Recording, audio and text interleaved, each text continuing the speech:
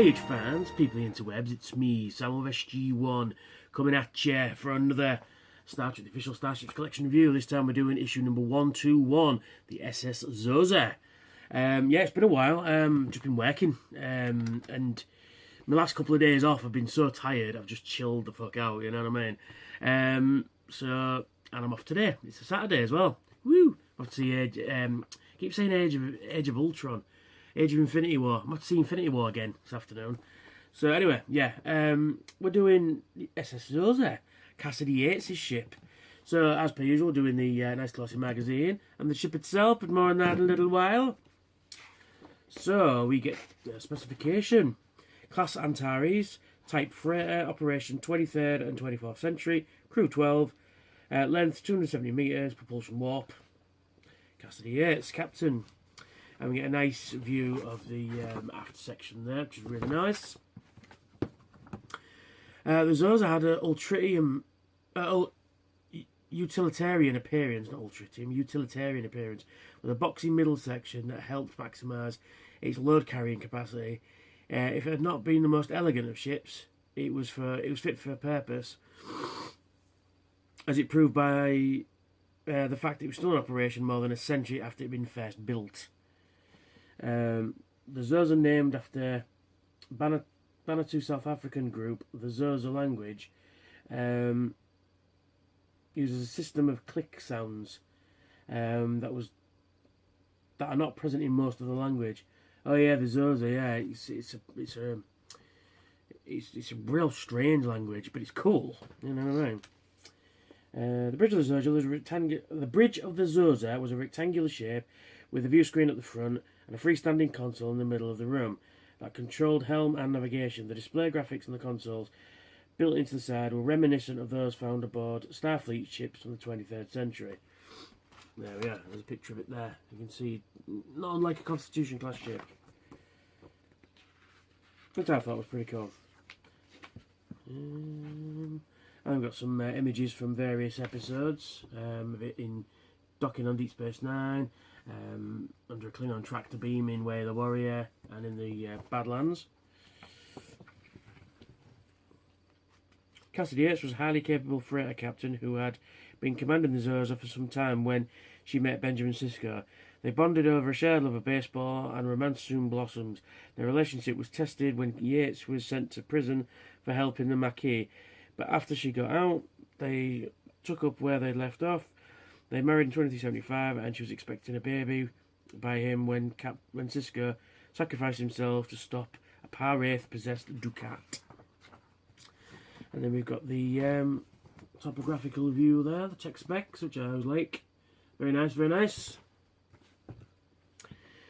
Apart from Cassidy Yates, the Xhosa's crew included a Bolian, a Macallian. In addition, the crew also consisted of aliens whose names were possibly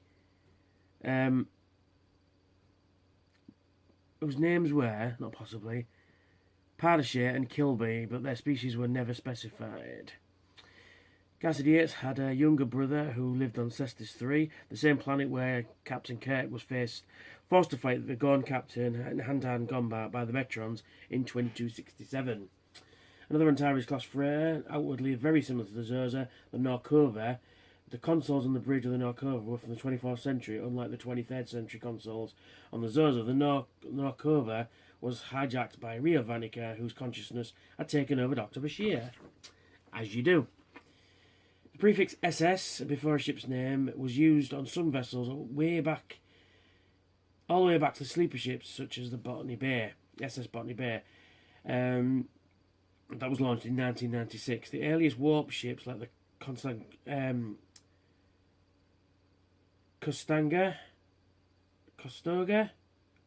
I'm saying that wrong. Was used the SS3 prefix approximately 100 years earlier. Freighters, transports were often given SS prefix, but the initials do not appear to stand for anything. And they've got many uses of the Xhosa studio model. We've got appears in quite a few episodes there. We've got different ones. We have the Batteries in Next Generation. Then we've got the Sanction. Symbiosis. Oh, Heart of Glory batteries. Sanction was in Symbiosis. Erstwhile was in the Outrageous O'Connor. A sublight freighter in Final Mission that was riddled with radiation. The Norkova, as mentioned earlier. The Xhosa and the Acriterian freighter. So it gets about. And then we've got Johnny who's arming Deep Space Nine. So yeah, in Way of the Worrior, we've got all the designs of the torpedo launchers and phaser emitters and stuff like that, which are really cool. But nothing on the Xhosa. It's a bit strange, but still, it's nice to see.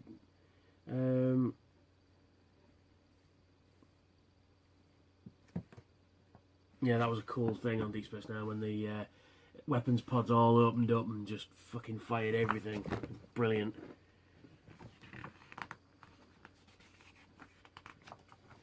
And they've got some more there of different design torpedo launchers and stuff like that. It's pretty cool, pretty cool.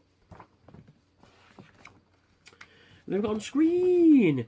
First appeared in Way of the Worrior, yeah. Actually, I think it's the first time it's mentioned is in Way of the Worrior as well. But just take a note of that picture just for a moment. Yeah? You see the port and starboard lights? So, Captain Cassidy Yates, played by Penny Johnson. Yates' middle name was Shamkika. Shamkia. I can't read this morning. Shamkia, according to Star Trek Encyclopedia. Johnson had earlier played part of Dobera, picture below, in a Boralan whose village was being observed undercover by Worf's adopted brother Nikolai Roshenko. This was in Star Trek The Next Generation's 7th season, Homeward. Way of the Worrior, Worf begins a fight with Drex, son of General Martok, by striking him on the back of the hand in Apocalypse Rising. Worf explained that striking a Klingon on the back of the hand was challenging him a fight to the death. In For the Cause, Zial... Actually, Drex, son of Martok, never appeared again, and he was never mentioned again.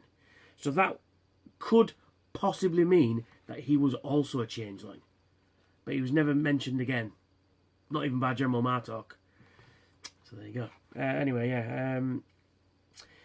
In For the Cause, Tori Zial, Goldacat's illegitimate half-Bajoran daughter, was played by Tracy Middendorf. This was the actress who only played in the role. Zial previously played by Sia Bratton, and from season 5 in Purgatory Cedar onwards, the role was given by a third actress, Melanie Smith. Okay. Why are we talking about those? Instead of Captain Yates. But there you go. It's the magazine. Quite sparse, actually, on the info on that one, so you can stay there. And now onto the ship itself, and here we are. Here is the SS Xhosa. Quite bland, quite Spartan, but then it's supposed to be freighter. These aren't coloured. These are the port and starboard lights. They're not coloured, but I've got a Sharpie that can fix that. It's quite fuzzy at the front where the metal is. On the top there, it's got some really nice detail. You've got all these panels there. They're painted and not clear, and you can see it's painted, and it's a little odd if I'm honest. Bottom, hardly any detail at all. There's some painted detail across there, but this is just unacceptable, really. You know what I mean? That is unacceptable. You should have a lot more detail in there, even if it's just painted detail. That is just unacceptable, in my opinion. I mean, you've got some nice detail on the top there. You couldn't have carried that over and put some on the bottom. Yeah, yeah. It's. I mean, Xhosa is one of those ships that I could have done without and not missed it. Am I happy I've got it? Yeah, I'm happy I've got it. But the point is, you know, we're paying a premium price for these things, and they should be better than this. You know, they should be better than this. I mean, it's not too bad. I mean, there are worse defenders in the Press C, but overall, I mean, I don't score them like the Geekology boys do. But if I was to score this would be a 6. Because it's got nice detail there, and it's just lacking detail on the bottom there. And actually, the metal part isn't too bad on mine. I've seen reports that Some of them are a bit fuzzy. It is a little fuzzy compared to the detail on the plastic. I mean, the detail on this section here is pretty good. And you got the deflector dish there.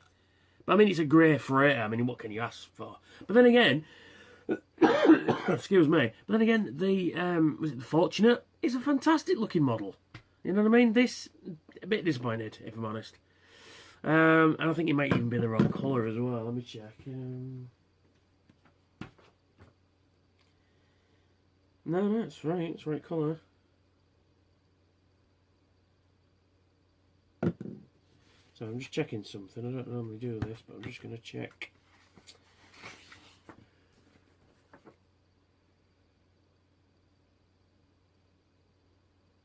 No, it's definitely the right colour.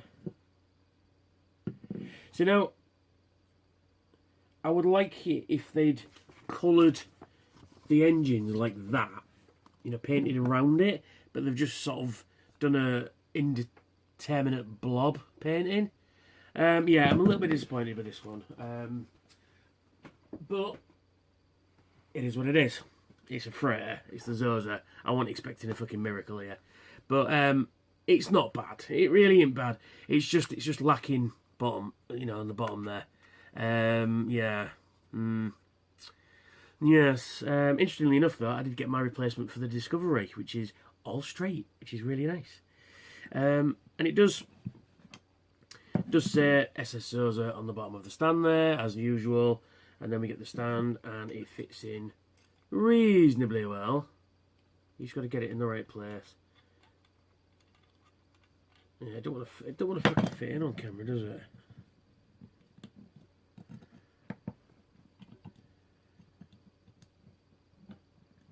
There we are.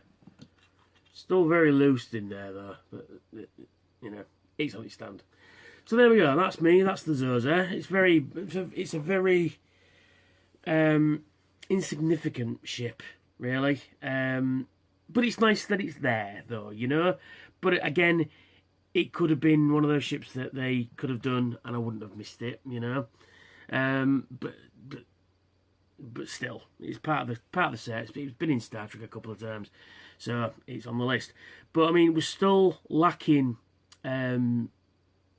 Certain ships still haven't come out yet, and that is, I want the Husnock ship, the Night Alien ships from the episode Night, which are fucking beautiful ships.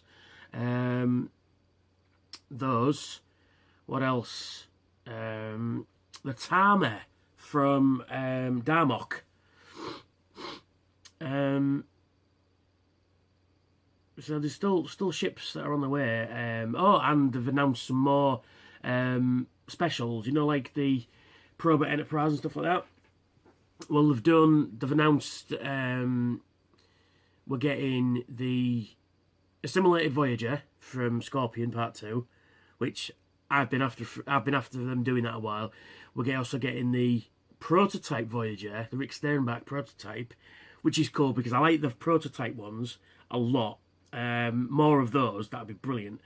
We're getting the USS Altair, which again was another prototype for Voyager, which was also seen in Ships of the Line calendar, which looks really cool actually. It's real weird, it's like a flying V with nacelles on it. It's really cool. What else we're getting? We're getting that, and we're getting the Klingon Bird of Prey in landed position, which I said they would do, and they've done it. But the best thing that they're going to do is the Enterprise F from Star Trek Online. I am so excited by that because the Odyssey class ship is a beautiful ship. It looks like the natural progression from a Sovereign to an Odyssey, and it's twice as long as a Sovereign, but it's a beautiful ship. That's what I use on Star Trek Online. But I'm going to get two, and I'm going to get the guy who does the decals to do me a decal sheet for my ship. The USS Porkchop Express. So I'm going to see if I can strip the Enterprise F off it and put Porkchop Express. I'll be very happy with that indeed. But the Odyssey class ship is a beautiful thing. So we're getting those. So that's good. That's really cool. So that's me. That's this review done. Join me next time when I do the USS Jaeger, NCC 65674. Yeah, I should be doing that one next.